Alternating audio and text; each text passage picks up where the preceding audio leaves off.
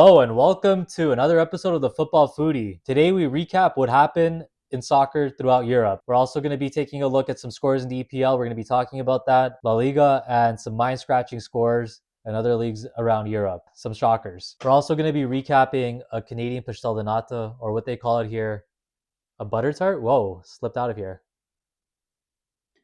This looks interesting. So we're willing to try everything here. Stay tuned till the end. We'll let you guys know how this butter tart or pastel de nata Canada style tastes. And yeah, stay tuned for a great episode of Football Foodie. So let's kick off what happened in England this weekend. Couple of interesting games. We'll start off. Arsenal went into Leeds and they ended up winning comfortably 4-0. I did not expect Leeds United to lose 4-0. I expected Leeds United to lose, but 4-0. Arsenal seems to be clicking on all the right cylinders right now. Let's see if they can hold on to their first place in the league. But 4-0 is a very convincing win, especially against Leeds United. Another team who's put in 4 goals was Liverpool. Liverpool ended up beating Newcastle United 4-1. Another convincing win for Liverpool. We'll see how they do in the league table. They're still behind Chelsea. And Chelsea, this one was actually a good game. Most of the game, West Ham United was winning 2-0. And then Chelsea got 3 unanswered goals to win 3-2. Just score watching on my TV this weekend, just going back and forth between some games. And I was convinced West Ham United was going to hold on to it. But hey, good on Chelsea. They got 3 unanswered goals and they end up beating West Ham United 3-2. A mini shocker was Brentford versus Aston Villa. And this one I say is a mini shocker for a reason. Number one, Brentford had a red card. Aston Villa, they're in third place. They have ambitions of winning the league. I'm sorry. They're being pretenders, not contenders right now. That's not a convincing scoreline for anyone with aspirations of winning the EPL. You're going to have to win those games. It looks like Aston Villa is eliminating themselves slowly. Someone who seems to be coming back from the brink of that is Manchester United. Manchester United ended up beating Fulham 3-2, but there was some drama in that game. It was a really interesting game. Manchester United ended up leading most of the game 2-0, but then Fulham got a 90th minute goal to tie it up 2-2. I was thinking like this is another Manchester United tie special. They're going to tie a mid-table team, just going to be over. But no, Sesko got a goal. This is the wonders of like adding like 10, 11 minutes to a soccer game now. You can definitely make the game more interesting. The game went to like 10 extra minutes. Manchester United was able to hold on. And, there was 2 90th minute goals. Really interesting game to watch. But the most interesting part was seeing Manchester United be able to be consistent. They have now won 3 games in a row, and they look to be serious about getting back to Europe. They're now in fourth place in the EPL. So good on Manchester United. Good result for them. Let's see how far they could go. Why can't they take on Aston Villa and take the third spot? I don't know. I believe they can, especially with Aston Villa slipping against teams like Brentford. They're going to be Manchester United. If they keep this up, they're going to be able to take the third spot. Chelsea is 1 point back, especially after that comeback win against West Ham. But seems to be the EPL seems to be more normalized as well. Liverpool is in sixth. They have 39 points. So all the big boys seem to be coming back. The only pretender at the moment seems to be Aston Villa. Number 2 in the table was Manchester City. This one was kind of an interesting game. City seemed to have had it in the bag with a 2-0 lead the first half until Tottenham came back and they tied it 2-2. Dominic Solanke scored 2 goals. One of them was a crazy scorpion kick. And Manchester City ended up going to Tottenham and they ended up drawing 2-2. And frankly, I didn't think that was going to happen. I thought City would put up a better score. I thought they would leave with a better result, especially after winning 2-0. But hey, good on Tottenham. They're in 14th place. City, they're still in second place, but they seem to be slipping. So there's some interesting races still happening in the EPL. Seems to be getting tighter up, and we'll keep an eye on what happens with Aston Villa and see if they continue to slip. I personally don't think Aston Villa will finish in third place. I think that they're just pretenders, to be honest. They're going to drop out of the top 5, in my opinion. Manchester City, they're letting the lead slide away from them. It looks like Arsenal's to win unless they have a crazy collapse. But Manchester City, if they're serious about winning the league, they have to be beating teams like Tottenham. Yes, Tottenham is having a great season in Europe, but they're in 14th place in the EPL. They should definitely be doing better, Man City. And let's go see what happened in La Liga. So Real Madrid, after getting scored on by Benfica's goalie and an embarrassing defeat in the Stadio de Luz to Benfica, they end up redeeming themselves with a 2-1 win against Rayo Vallecano. Another score that people care about in this league is Barcelona. Barcelona ends up winning 3-1 against Elche. Sounds like an alcoholic, but they're probably not. I think they play soccer actually. Barcelona ends up winning 3-1. Spain, it's a tight race. If you're Barcelona and Real Madrid, there's just 1 point actually separating them both. And then after that, there's a massive gap. Atletico Madrid and below, it's not even a race. Atletico Madrid has 45 points. Real Madrid has 54. Barcelona has 55. Atletico ended up actually tying this weekend. And 0-0 against Levante. Atletico seems to be slipping. They lose to Bodo. They're tying Levante. Not so good times at Atletico. But hey, they're still in third place. They're 3 points up against Villarreal. We'll go to Serie A right now. The match of the weekend for me, the one that I personally saw a little bit of, was Napoli versus Fiorentina. Napoli ends up winning 2-1. Other interesting scores in Serie A are Inter Milan versus Cremonese. If you watched our European recap with Serie A specialist Adriano Mancini, he called that score out. And let's be honest, who didn't really call out that score? Inter Milan was going to win. Another team to put in 4 goals this weekend was Juventus. They had a convincing 4-1 win against Parma. Oh, Parma, how times have changed.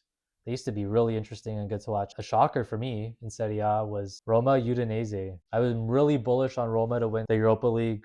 Well, more bullish on these guys, but I think Roma could have done it as well. Kind of like a disappointing result. Let's take a look at the Serie A table. Inter Milan still leads by 55 points. AC Milan has 47 points. Napoli is just 1 point back. They're in third spot. And Juve is now in fourth with 45 points. Roma, they have 43 points. They seem to be slipping off, and they are going to be playing Europa League if they don't catch up in the standings. Let's go to France. We start off with Lyon. They have a nice convincing 1-0 win against Lille. And guess what? Hendrick didn't score. Lyon won. They're now in fourth place in the league. PSG Strasbourg. PSG won with a red card. They ended up winning 2-1. Seems like they're going to retain the first spot. In the standings, they have right now 48 points. Lens has 46. Still a tight race for the French league. We'll see who wins that one. I'm going to put my money on PSG. Definitely going to put my money on PSG. I think everyone should. But Lens, they're only 2 points back, and anything could happen. It's soccer. All right, let's go to Germany. And it seems like Bayern Munich keeps slipping. They end up tying Hamburger. That name just makes me hungry.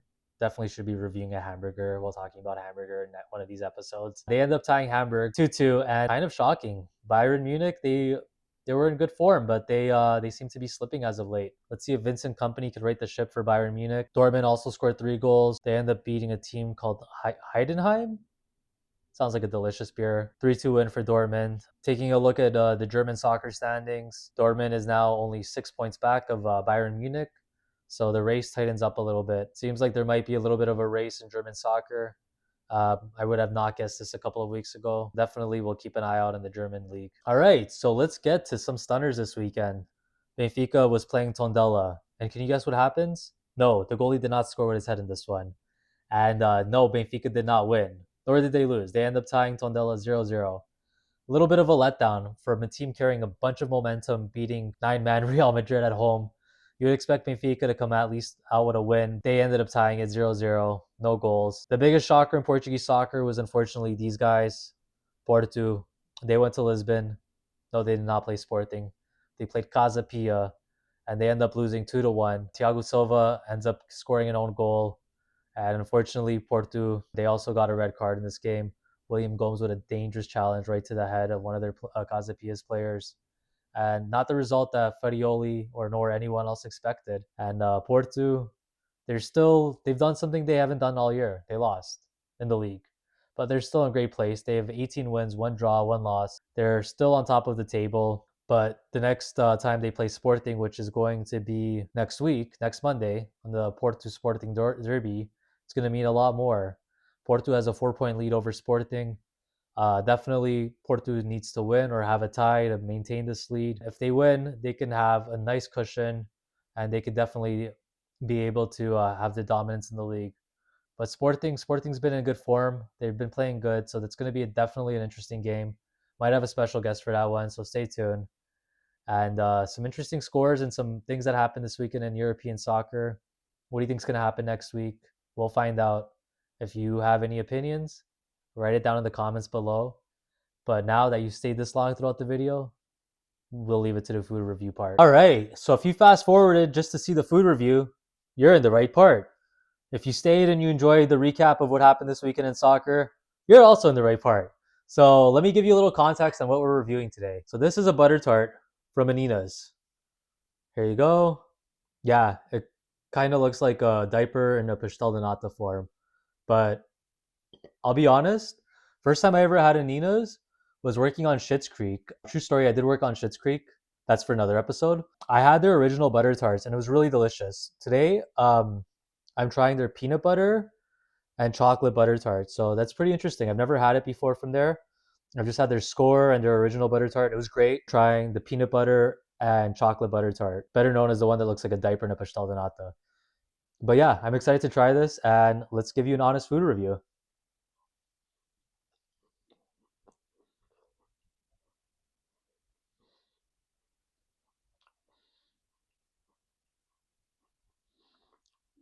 So you taste the peanut butter, pretty good. Oh, now you taste the chocolate. Yeah, now you taste the chocolate. Oh, and there's actually butter tart parts in it. I'm gonna give you a view of what it looks like in the middle. As you can see the peanut butter flakes, you can see the chocolate, you can see the butter tart, you can see the crunchiness. Wow, this is a pretty big butter tart, by the way.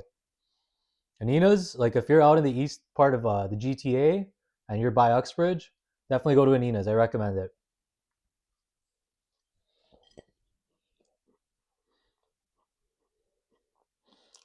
It's good. The square butter tart from Anina's is definitely my favorite one. This is pretty good though. I'll give this a 7 out of 10. 7 out of 10 for sure. It was worth the trip. I did also pick up my score butter tart when I was out there.